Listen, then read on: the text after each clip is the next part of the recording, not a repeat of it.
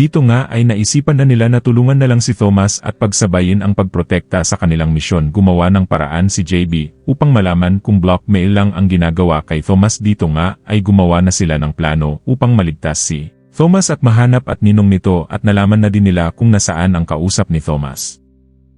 Monkey, tumango ka kung binablackmail ka. They're watching Monkey's every move. Babalik ka doon, magtataka kapatid mo. Kung involvement siya, I'll be his distraction. Shark, ano gagawin natin? Get the subject out of the venue now. Pamilya ni Monkey to. Everything is working according to plan. Mabuti naman kung ganun. Tapusin mo na yan.